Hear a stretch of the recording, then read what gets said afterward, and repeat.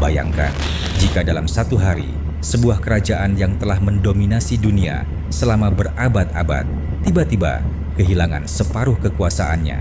Itulah yang terjadi pada tanggal 26 Januari 1699 ketika Kesultanan Utsmaniyah menandatangani perjanjian yang akan mengubah wajah Eropa selamanya.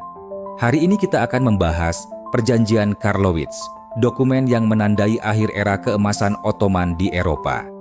Untuk memahami betapa signifikannya perjanjian ini, kita perlu mundur ke belakang.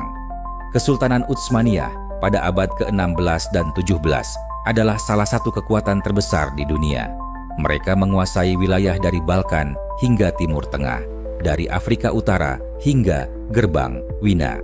Tetapi pada 1683 terjadi peristiwa yang menjadi awal dari semua ini. Pengepungan Wina yang dipimpin oleh Wazir Agung Kara Mustafa Pasha mengalami kegagalan total. Sultan Mehmed IV yang perkasa berhadapan dengan koalisi yang dipimpin Raja Polandia Jan III Sobieski. Kekalahan ini bukan hanya kekalahan militer biasa. Ini adalah titik balik psikologis yang memecah mitos kedigdayaan Utsmani. Yang mengikuti adalah serangkaian kekalahan yang menghancurkan. Budapest jatuh pada 1686 setelah 145 tahun dikuasai Ottoman. Belgrade, benteng terpenting Ottoman di Balkan, hancur pada 1688. Puncaknya terjadi di pertempuran Zenta pada 1697. Di sini, Sultan Mustafa II yang baru naik tahta mengalami kekalahan telak di tangan Pangeran Eugene dari Savoy. Pada akhir 1698, Ottoman menyadari bahwa mereka tidak bisa melanjutkan perang. Negosiasi damai dimulai di kota kecil Karlowitz, sekarang Sremski Karlovci, di Serbia, dengan mediasi dari Inggris dan Belanda. Perjanjian yang ditandatangani pada 26 Januari 1699 ini mengatur pembagian wilayah yang mengubah peta Eropa.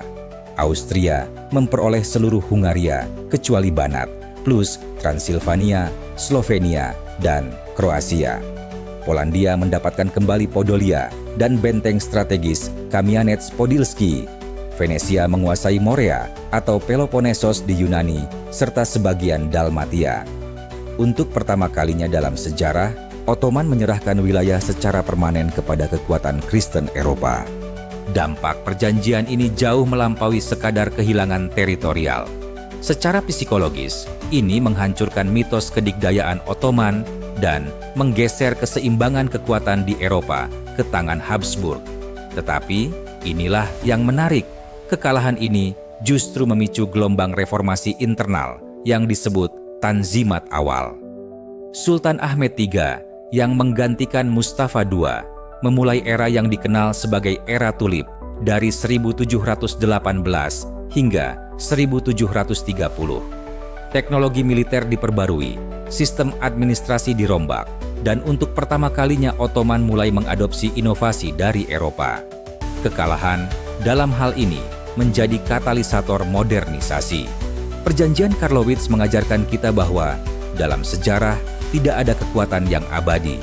Tetapi yang lebih penting, ia menunjukkan bahwa kekalahan terbesar kadang bisa menjadi awal dari transformasi terbesar.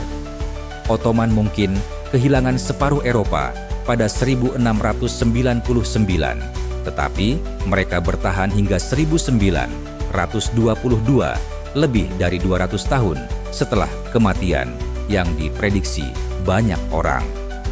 Apa pendapat kalian tentang bagaimana kekalahan bisa menjadi awal kebangkitan? Tulis di komentar dan jangan lupa subscribe untuk konten sejarah menarik lainnya.